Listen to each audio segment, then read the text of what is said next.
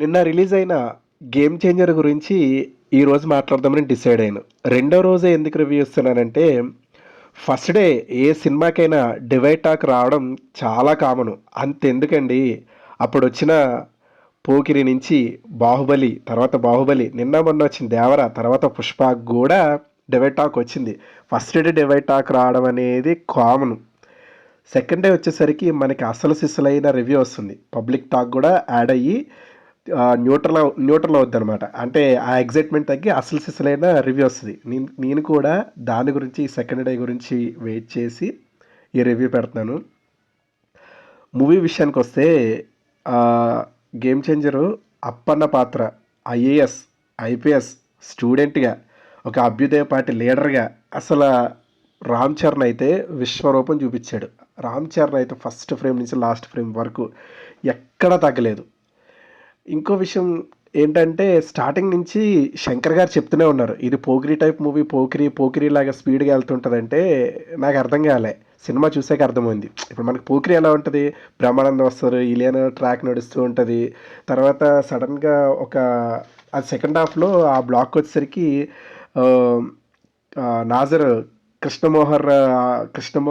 Manohar IPS batch number 32567 అని చెప్పి topper of the బ్యాచింగ్ ఒక టైప్ ఆఫ్ ఎగ్జైట్మెంట్ వస్తుంది కదా. అది ఈ గేమ్ చేంజర్లో మనకి ఫస్ట్ హాఫ్లోనే ఇంటర్వెల్ ముందే వచ్చేస్తుంది.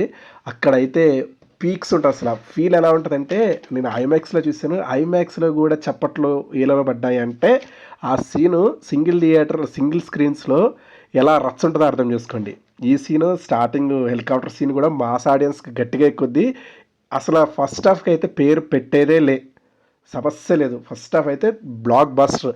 సెకండ్ హాఫ్లో ఎంటర్ అయ్యేది ఏంటంటే అప్పన్న పాత్ర. అసలు రామ్ చరణ్ మామూలుగా నత్తిగా యాక్ట్ చేస్తే ఏ హీరోని యాక్సెప్ట్ చేయలేదు. అంతెందుకు మన లైగర్ను పక్కన పెట్టేశారు. ఇందులో అది ఉంటుంది. దానివల్ల ఒక కాన్ఫ్లిక్ట్ కూడా ఉంటుంది. మీరు సినిమా చూడండి, చూసిన తర్వాత మీరే చెప్తారు. అప్పన్న పాత్ర అయిపోయిన తర్వాత వేరే డ్రామా స్టార్ట్ అవుద్ది. ఒక కలెక్టర్కిను సీఎం పోటీ పడుతున్న వ్యక్తికి మధ్య ఒక కాన్ఫ్లిక్ట్ రన్ అవుతుంటుంది. అది కూడా బీభత్సమైన ఎంటర్టైన్మెంట్గా ఉంటుంది. అసలు ఎక్కడ తెలియదు సినిమాలో ఇంకా మనకు తెలియని విషయాలు చాలా ఉంటాయి. కలెక్టర్కి ఇన్ని పవర్స్ ఉంటాయా, ఇన్ని చేయొచ్చా, కలెక్టర్ తలుచుకుంటే ఇంత పవర్ఫుల్గా ఉంటుందా, సొసైటీని ఇంత మార్చొచ్చా అని అనిపించింది. ఇది ఖచ్చితంగా ఫ్యామిలీ పిల్లలు కూడా చూడాలి. ఎందుకంటే వాళ్ళని భవిష్యత్తులో ఐఏఎస్ ఐపీఎస్ కానీ ఇలా ఉంటుంది ఇంత కానీ థాట్ కూడా రావచ్చు. ఖచ్చితంగా ఫ్యామిలీ మొత్తం వెళ్ళి ఎంజాయ్ చేయండి. నా పర్సనల్ ఒపీనియన్ ఏంటంటే, స్టూడెంట్గా రామ్ చరణ్ కొన్ని ఫ్రేమ్స్లో చూసిన తర్వాత మళ్ళీ ఆరెంజ్ సినిమాలో ఎలా ఉన్నాడో అలాగే ఉంది. ఇంకొక బ్యూటిఫుల్ పిక్చర్ పడితే బాగుందని అనిపించింది. ఆరెంజ్ని మనం సరిగ్గా అర్థం చేసుకోలేక దాన్ని అటర్ ఫ్లాప్ చేసాం. కానీ మళ్ళీ ఒక లవర్ బాయ్లో ఇప్పుడు ఒక సినిమా తీస్తే ఇంకా బాగుంటుంది అనిపిస్తుంది. ఈ సినిమాలో ఎస్జే సూర్య కానీ, శ్రీకాంత్ కానీ, అంజలి కానీ, కైరా కానీ, సునీల్ కానీ ఎవరు కాలు ఎక్కడ పర్ఫార్మెన్స్ తగ్గలేదు. నెగిటివ్ ఇప్పుడు స్ప్రెడ్ చేస్తున్న వాళ్ళు కూడా ఒక్కసారి బయటకు వచ్చి ఇంటికి వచ్చి ఆలోచిస్తే అసలు అందులో నెగిటివ్ స్ప్రెడ్ చేయడానికి ఏముంది, అన్ని పాజిటివ్ పాయింట్సే కదా అని అనిపిస్తుంది. ఏదో 100 మంది చెప్పారు, 10 మంది చెప్పిన ఆ అబద్ధం నిజమవుద్దంట, ఆ టైప్ మాత్రం కాదు. ఇందులో మైనస్ లేవా అంటే మైనస్ ఉంది. ఇప్పుడు రారా హైరైనా సాంగ్ ఉంది, అది బీభత్సమైన హిట్. అసలు అంత మంచి సాంగ్ని ఇందులో ఎందుకు పెట్టలేదో నాకు అర్థం కాలేదు. ఏదో టెక్నికల్ గ్లిచ్ వల్ల పెట్టలేదు అని చెప్పారు, కానీ అది కరెక్ట్ కాదనిపించింది. ఎందుకంటే ఈ శంకర్ తోటి వచ్చిన తలనొప్పే అది. స్టార్టింగ్ రోబో 2లో ఎంతరు లోకపు సుందరుడు అని ఒక సాంగ్ ఉంటుంది. అది కొన్ని కోట్లు పెట్టి చేస్తే ఎక్కడో సినిమా అయిపోయిన తర్వాత ఎండ్ కార్డులో పడేశాడు. సరే అది అయిపోయింది అనుకుంటే భారతీ 2లో సౌరా అని చెప్పేసి ఒక ఎక్సలెంట్ సాంగ్ ఉంటుంది. ఆ పోనీ సినిమా దరిద్రంగా ఉన్న ఆ పాట కోసమన్నా చూద్దాంరా బాబు అని కూర్చున్నాం. అది కూడా పార్ట్ 2లో పెట్టలేదు. మళ్ళీ అదే సెంటిమెంట్, ఇదేం దరిద్రము. ఈ మూడో సినిమాలో కూడా ఒక ఎక్సలెంట్ సాంగ్ రారా హైరైన సాంగ్ తీసేయడం అయితే నిజంగా చాలా డిసప్పాయింటెడ్, కోపం కూడా వచ్చింది. ఎందుకంటే పర్టికులర్ ఒక హార్స్ రైడింగ్, వైట్ హార్స్ మీద రైడింగ్ ఉంటుంది.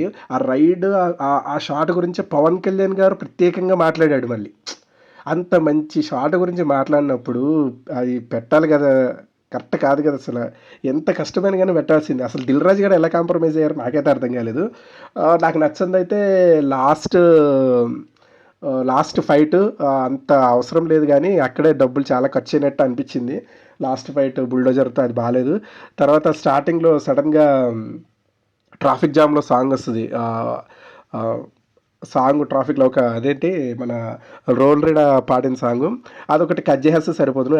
ఆ ప్లేస్ బదులు అది కట్ జేసేసి 'రారా హైరాణ' పెట్టుండమైతే సూపరుంది సినిమా. అసల ఇగ ఫైనల్‌గా చెప్పొచ్చేదంటే ఈ పండక్కి అయితే హ్యాపీగా అందరూ ఫ్యామిలీతో 'గేమ్ చేంజర్' మూవీ చూడండి. కొత్త కొత్త విషయాలు తెలుస్తాయి. కంప్లీట్ పొలిటికల్ డ్రామా, అక్కడక్కడ ఎంటర్‌టైన్‌మెంట్ గూడా ఉంటుంది. హ్యాపీగా వెళ్లి చూడండి. Thank you. నమస్తే. బాయ్.